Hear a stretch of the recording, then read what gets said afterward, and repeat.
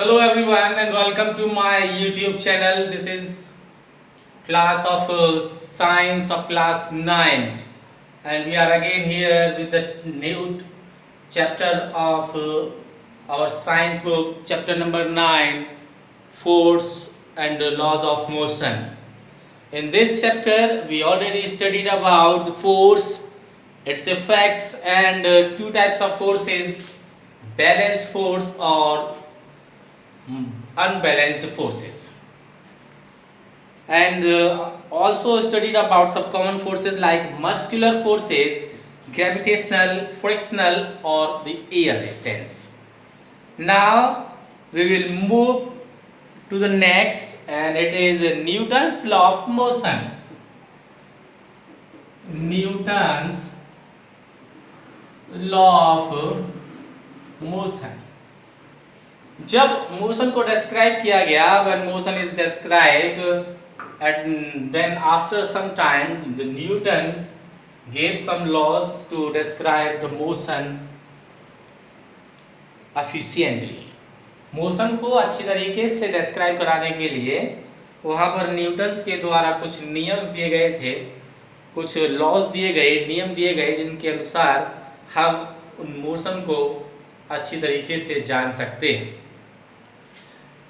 उसमें न्यूटन ने 3 नियम दिए थे, 3 लॉज आर गिवन। 3 नियम उन्होंने दिए थे, इनको न्यूटन्स लॉ ऑफ मोशन के तौर पर जाना जाता है, and this laws known as the Newton's law of motion. इन तीनों नियमों को ही न्यूटन्स लॉ ऑफ मोशन के तौर पर जाना जाता है। और तीनों नियम जो थे वो अपने आप में अलग अलग थे, और तीनों ही जो नियम हैं वो मोशन को अच्छी तरीके से डिस्क्राइब करते हैं। जैसे Newton's first law of motion, जैसे हम सबसे पहले नियम की बात करें, न्यूटन के पहले नियम की बात करते हैं। According to this law of motion, when a body at rest it will remain at rest, or if it is in motion, that always remain in motion or continue in motion in a straight line with a uniform speed unless it is compelled by an external force to change its state of rest or motion। यानी कि इस अनुसार ये कहा गया था कि अगर कोई बॉडी अपने आप में अगर रेस्ट में है तो वो रेस्ट में ही रहेगी, और अगर मोशन में है तो वो अपने आप में मोशन में ही रहेगी। कब तक? जब तक कि उस पर कोई बाहरी फोर्स वर्क ना करे, यानी कोई ऐसा फोर्स बाहर से ना लगाया जाए जो कि उसकी पोजीशन में बदलाव करने की कोशिश करे। तब तक वो ऑब्जेक्ट अपने आप में रेस्ट में था तो रेस्ट में ही रहेगा, और मोशन में था तो मोशन में ही रहेगा जब तक कि कोई बाहरी फोर्स उसके ऊपर नहीं लगता। ऐसा नियम जो बताया था वो न्यूटन ने बताया था, और इसको ही न्यूटन के पहले नियम के तौर पर जाना जाता है। When a body is in rest, it remains in rest, or when it is in motion, that it will remain in motion unless a external force will not be applied onto the object। ठीक है ना? तो इसको Newton's first law of motion के तौर पर जाना जाता है, and that is also known as the law of inertia. जब हम आगे चलेंगे, इसके अंदर पढ़ेंगे, तो उसमें हम ये भी जानेंगे कि इसको एक इनर्शिया के नियम या लॉ ऑफ इनर्शिया के नाम से भी जाना जाता है।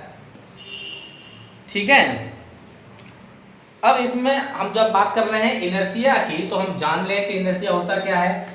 अब इसमें क्या था, अगर कोई बॉडी रेस्ट में थी तो वो रिमेन करेगी उसी में, remain in rest.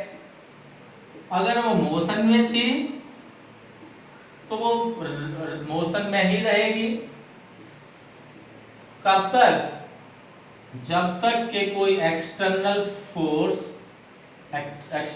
Force will not be applied, जब तक कि कोई बाहरी फोर्स उसके ऊपर नहीं लगाया जाएगा तब तक वो रेस्ट में थी तो रेस्ट में ही रहेगी, मोशन में थी तो मोशन में ही रहेगी। इनर्शिया की बात करी थी कि मैंने, ये जो नियम है वो लॉ ऑफ इनर्शिया भी बन जाता है।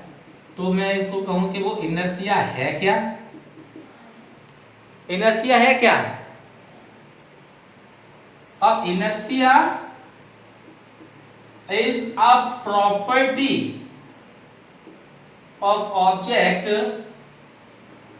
क्या है? एक ऑब्जेक्ट क्या है? एक प्रॉपर्टी है ड्यू टू विच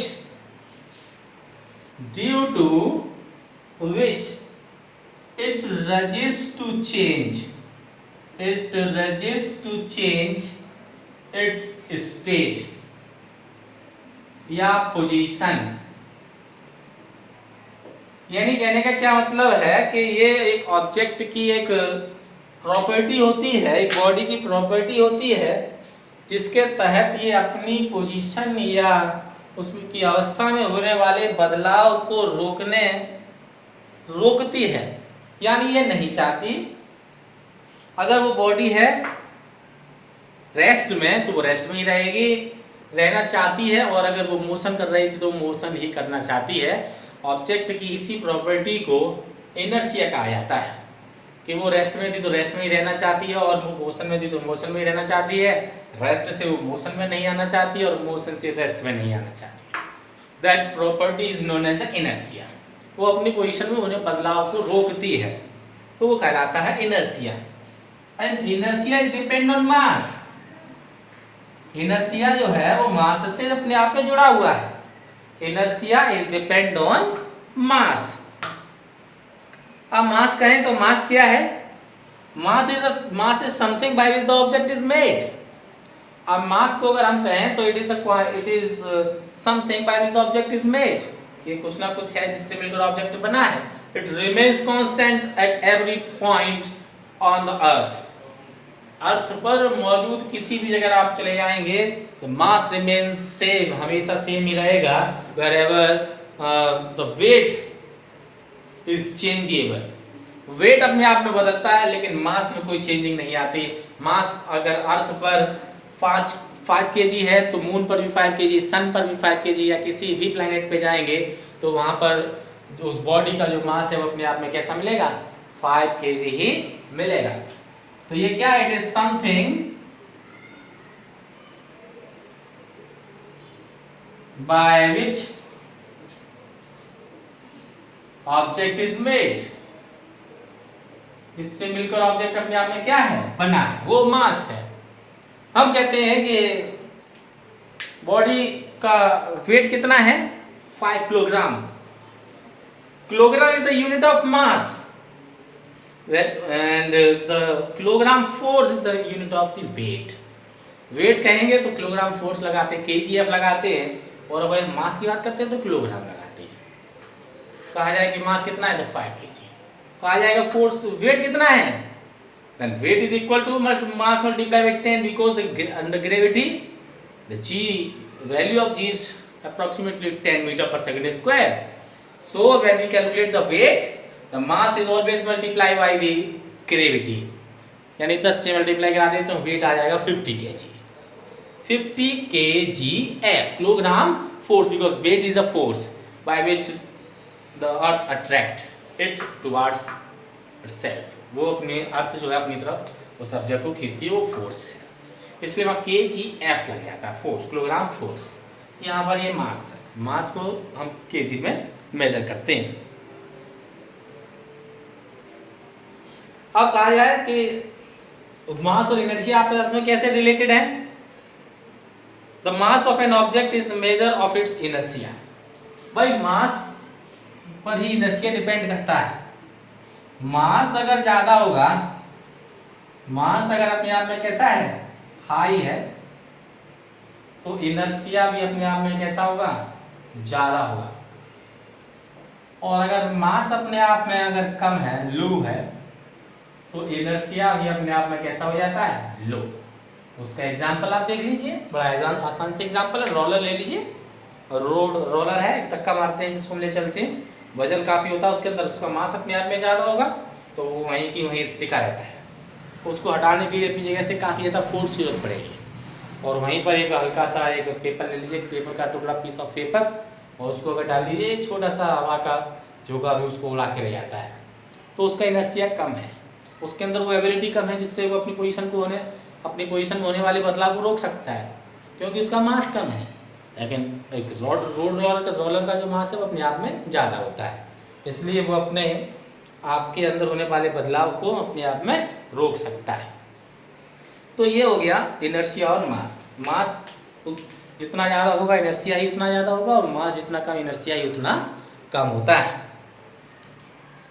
आगे अगर इसमें बात करें हम Newton's first law of motion की बात करें, तो इसमें इसके एप्लीकेशंस हैं, यानी कि कार्य क्या क्या है, कहाँ कहाँ पर ये वर्क करता है।